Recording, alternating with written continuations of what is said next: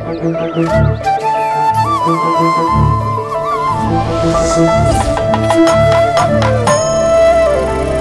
காதல் இருக்கே காதல், அது பிக்காசோ ஓவியம் போல.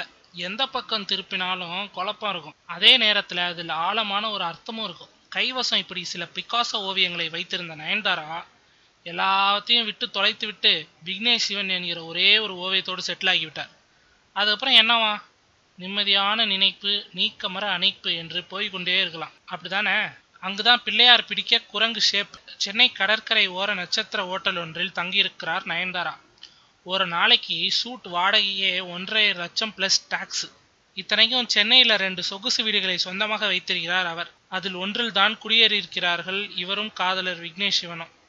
இருந்தாலும் இந்த ஓட்டலில் நயன்தாரா நாள் கணக்கில் ரூம் போட்டு தூங்குவதற்கு காரணம் மொட்டை மாடியில் நின்று கடலையும் அலைகளையும் பார்த்து ரம்மியப்படுவதற்காக கூட இருக்கலாம்.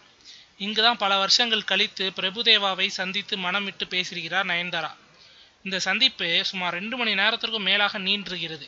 அப்போது கதறி அழுதாரா நயன்தாரா. இந்த சந்திப்பின் போது அவரது காதலர் விக்னேஷ் சிவன் அருகில் இல்லாமல் போனதுதான் ஏதேதோ நமக்கு ஒரு சந்தேகங்களை எழுப்பியிருக்கிறது. கடற்கரையோரத்தில் யார் குடியிருந்தாலும் அவர்களுக்கு சுனாமி ஆபத்து காத்திருக்கிறது.